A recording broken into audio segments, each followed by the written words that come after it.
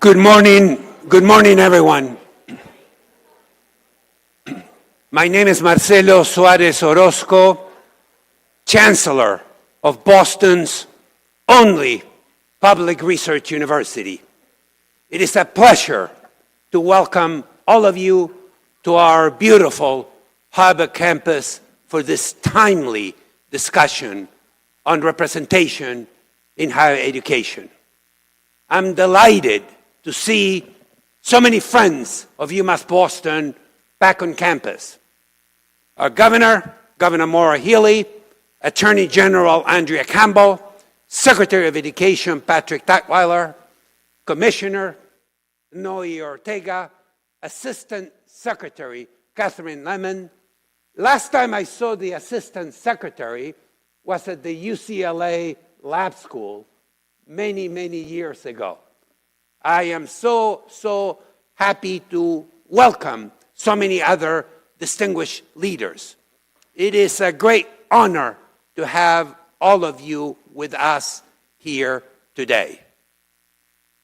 And if this is your first visit to Columbia Point, I hope you will have an opportunity to explore our gorgeous campus and take in the stunning views of the harbor and the Boston skyline. The conversation we will have today on equity, access, and representation in higher education is an important conversation in light of the Supreme Court ruling that race cannot be a factor in college admissions. Let me paraphrase Harry Truman. Education and diversity are too important to leave it to the justices of the Supreme Court.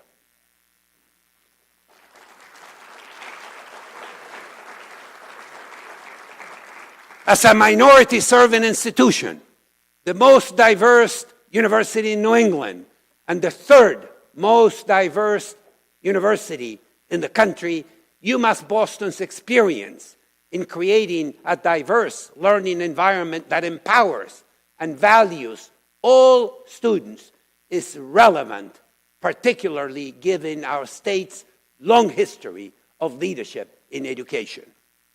Indeed, as we're facing an extraordinary demographic transformation, where minoritized population are now the fastest growing sector of our demography in the Commonwealth, it is the eyes of the world will remain on the Commonwealth of Massachusetts as we examine, as we explore, as we engineer strategies for advancing representation in higher education. For UMass Boston, our diversity is a point of great pride. Great pride. 66% of our students identify as Black, Indigenous, and people of color. And 59%, like your chancellor, are first generation to college, the first in their families to attend college.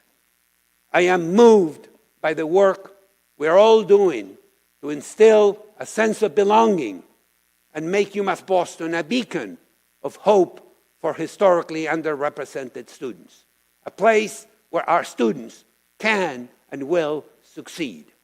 I am proud that UMass Boston is a leader in research and scholarship that informs new educational models built around the unique experiences, life experiences of all our students. And it is the honor of a lifetime to prepare these remarkable students to be tomorrow's engineers, nurses, computer scientists, urban planners, educators, teachers, nurses, to serve the great city of Boston and the Commonwealth of Massachusetts. Let me close by saying UMass Boston is your university. I'll say it in Spanish. Mi casa es su casa. UMass Boston es su casa.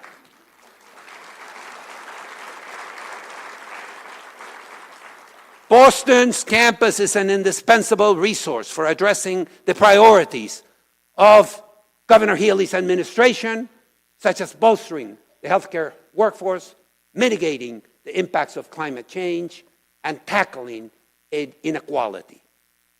in his spirited convocation address here in this very room last month, Secretary Tutwiler challenged all of us to run, not walk, in pursuit of social change. Mr. Secretary, please know that we are here at UMass Boston. We stand ready to run with you, with Commissioner Ortega, with General Campbell, with Governor Healey, and the entire Healey administration. With that, please join me in giving a warm, warm beacon welcome to our governor, the first woman, the first openly LGBTQ person elected governor in the Commonwealth's history, the Honorable Maura Healey. We love you, Governor.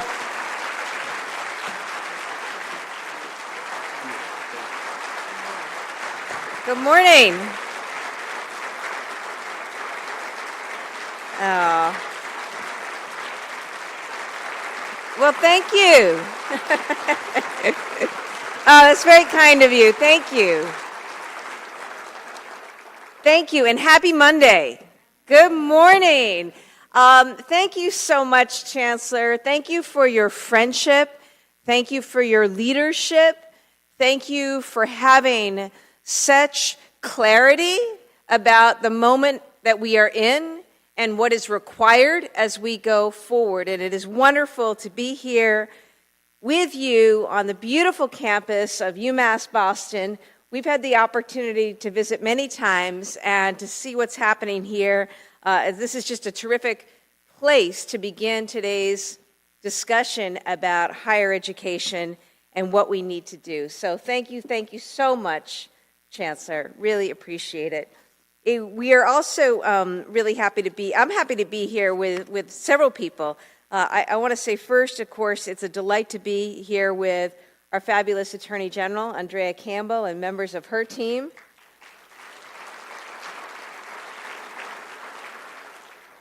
We're all one team, but specifically in our administration, we have our Secretary of Education, Pat Tutwiler, our Commissioner of Higher Ed, Noe Ortega, our undersecretaries, members of our board. We're just so delighted to be with all of you who are such dedicated educators and leaders. I want to thank members of our Advisory Council to Advance Representation in Education, who we brought together in the wake of the Supreme Court's decision, in anticipation, really, of the Supreme Court's decision.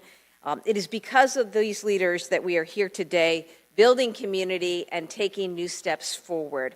I also want to celebrate the students who are here today, some of whom I had an opportunity to meet along with their mentors. Today is about your education, your future, your opportunities. Today marks a powerful moment. It's a moment to recognize the unlimited talent and potential in the diverse young people across Massachusetts. And more than that, it's about how we invest in them, because they are the future of our state. We can have a lot of commentary and discussions about some of what is so unfortunate that's transpired in our country over the last several months, several years, the actions of certain governors, the actions of certain state legislatures, the actions of certain federal administrations. We can talk about all of that. I think it's important, though, to focus what we're focused on today, which is how we move forward in the context of all of this and how we transcend and transform along the way. It is simply wrong to suggest that every student in Massachusetts or in this country begins from the same baseline. They don't. That's a fact. It is also wrong to assume that America provides a level playing field for all students. It doesn't. We don't. We never have. It's also wrong to believe that colleges and universities don't need to be intentional about how we increase diversity, equity, and access. Everyone, not just our colleges and universities, but all of us in government, in business, and in academia, need to bring an energy and an intentionality that we haven't seen before to this endeavor. That is the context of the times that we are in. That is what this moment requires. And that is what today is all about. We're proud in Massachusetts. We're proud to be home to the first public school, public library. We enshrine the right to an education in our Constitution. Not everyone does that. We know the importance of education, and we also know it's under attack in so many places, as certain legislatures or school committees look to rewrite history. Black history is American history. We believe in DEI for so many reasons, but unfortunately in so many places, there are those who are looking to take us backwards. We are not going to allow that to happen here in Massachusetts. It is counter to everything we know about the value of education and what's possible within the talent of each person if we simply take a moment to recognize the dignity and the worth and the capacity of everyone, and we work together to find ways to lift people up.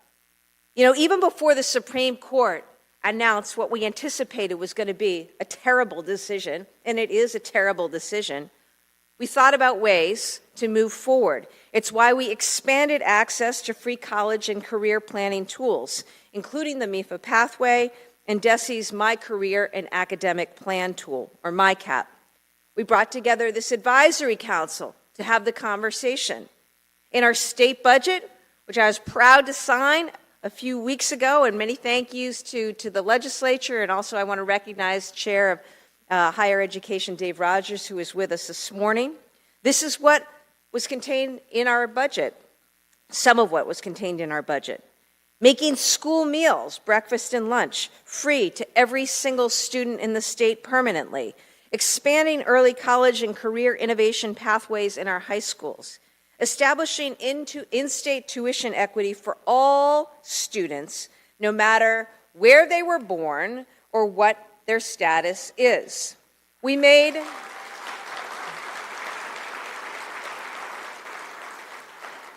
community college free to those 25 years and older through our Mass Reconnect program.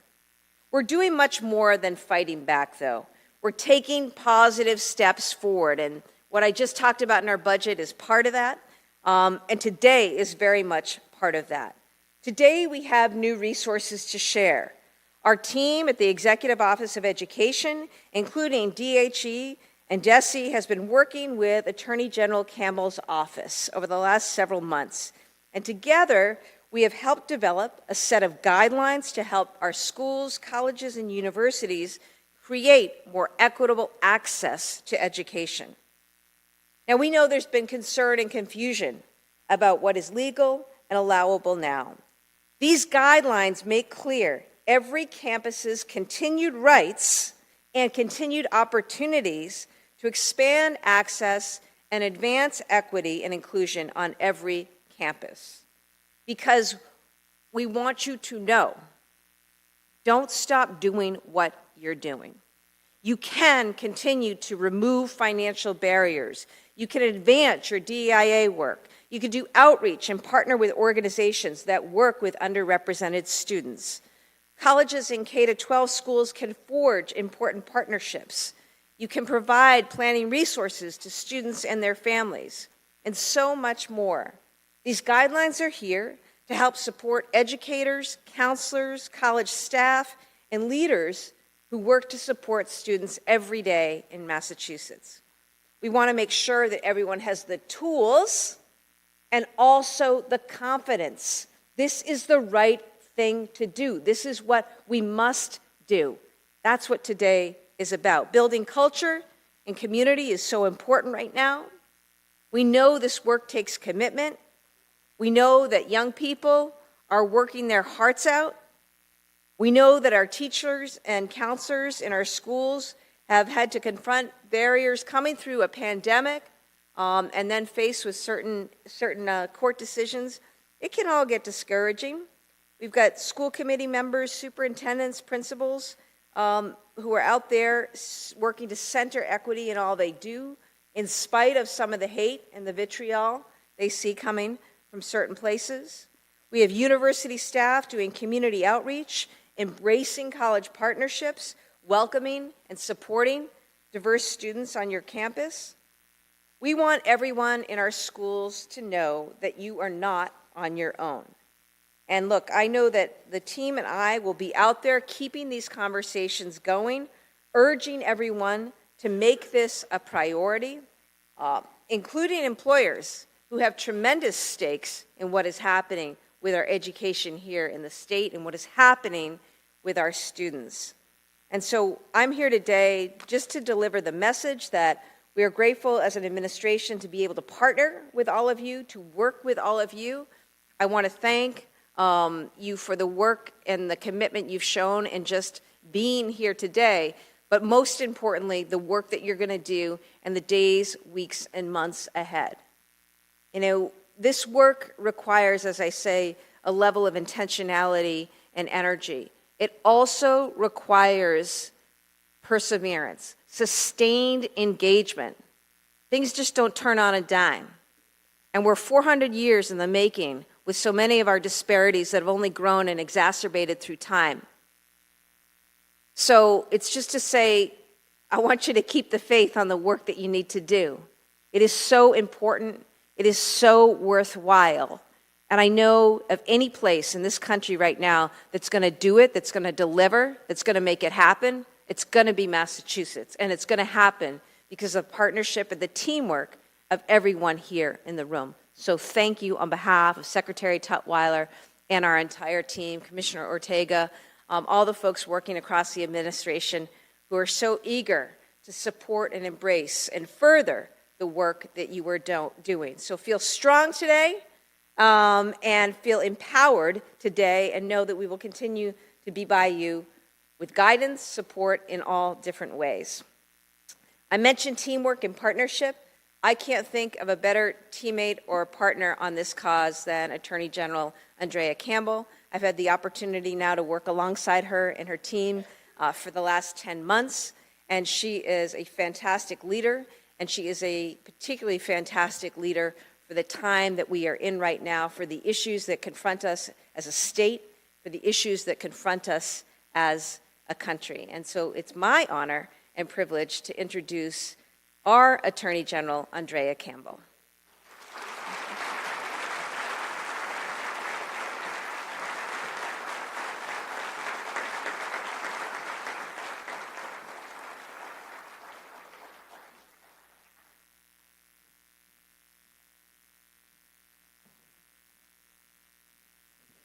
Good afternoon, everyone.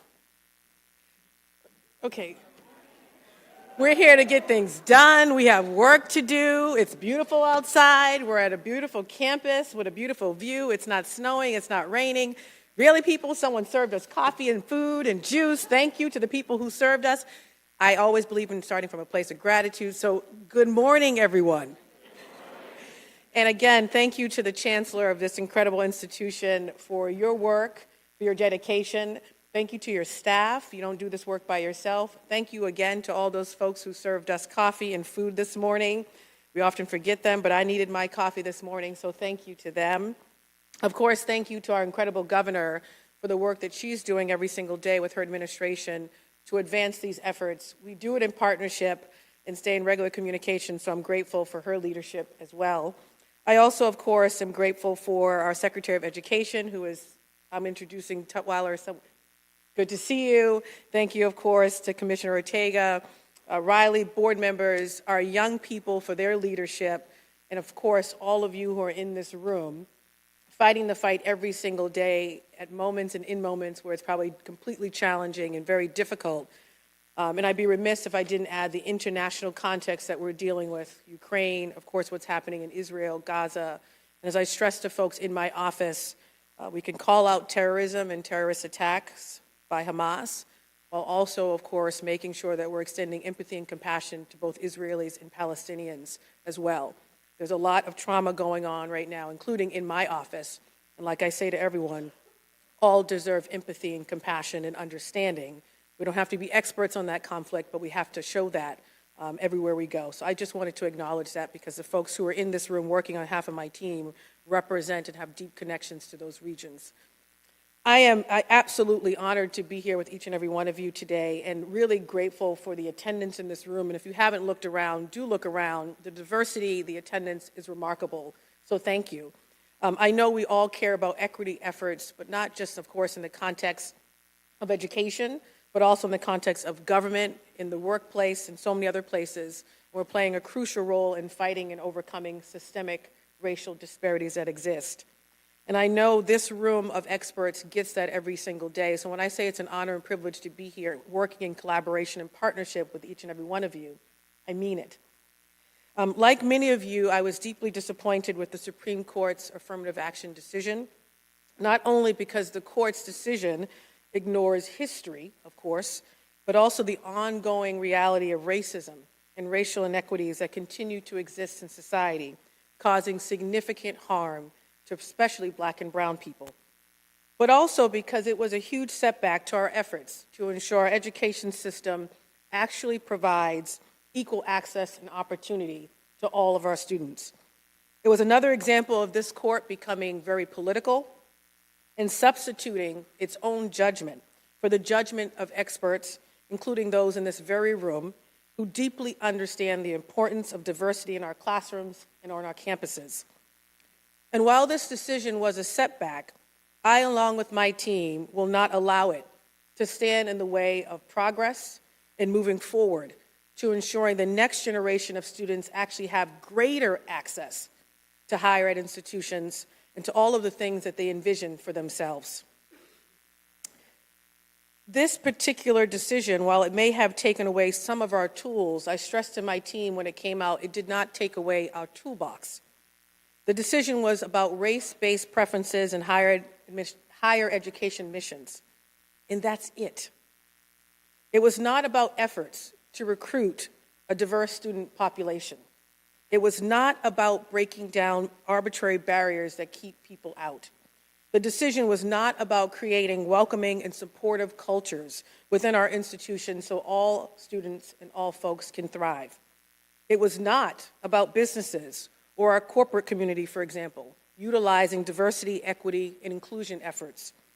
All of these efforts remain legal, and they are critical to ensuring our schools and our economy and our society are functioning, of course, and thriving. And if that wasn't clear, today I'm really honored to be working in partnership with the governor and her administration, of course, to issue this joint guidance in the education context to support these efforts.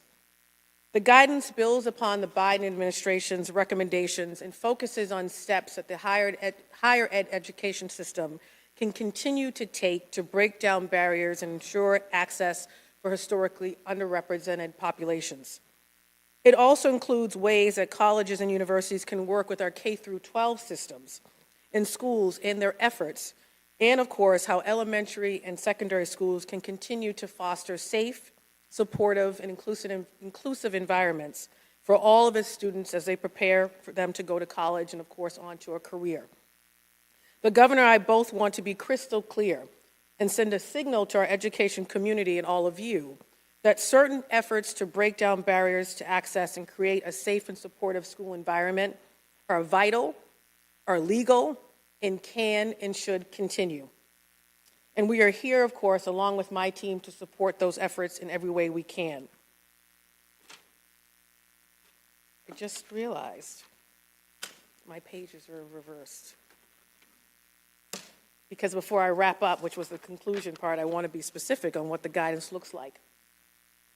So as we said, even with the court's blow to affirmative action, there are approaches consistent with the ruling that our education community can and should adopt. There's a lot universities can do right now. This includes, by example, you can use admissions criteria that look beyond grades and test scores to actually consider an applicant's life experiences, how they overcome adversity, and how those experiences can contribute to your campus. You can review admissions processes to actually identify potential barriers to access for historically underrepresented students.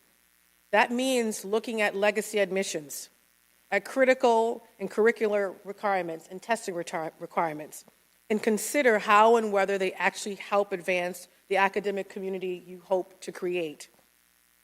You can make specific and intentional efforts to reach particular groups of applicants, including making every effort to recruit and support transfer students, for example, especially learners from Massachusetts community colleges.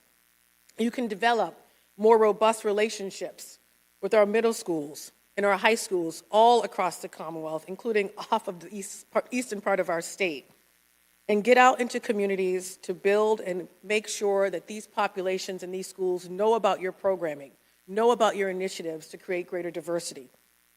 That's why we, in our guidance, don't just specifically talk to our higher ed institutions. We also are including steps that our K through 12 administrators, teachers, and counselors and staff can also take, which is critically important.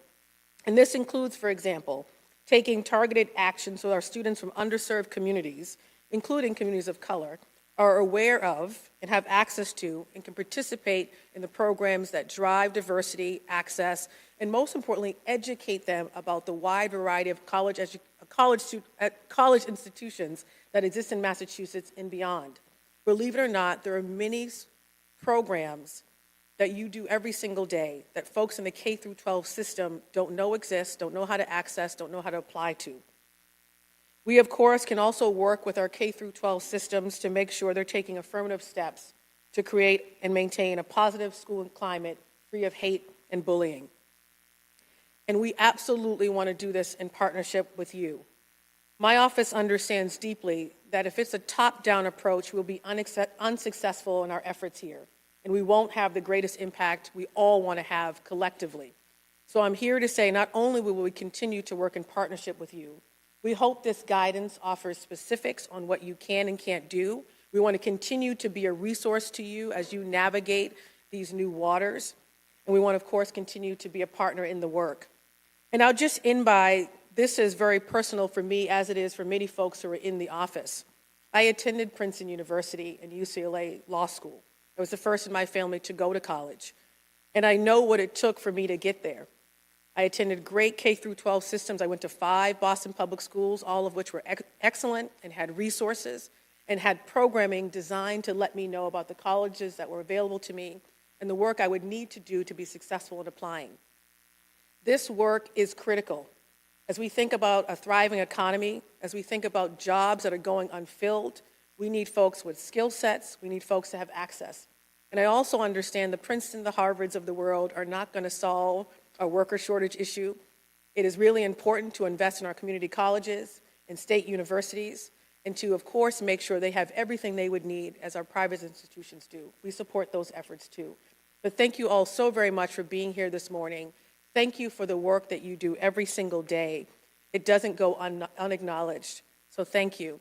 And lastly, but also very excitedly, I'm really excited to welcome our Secretary of Education, who every single day is taking on this work with his team.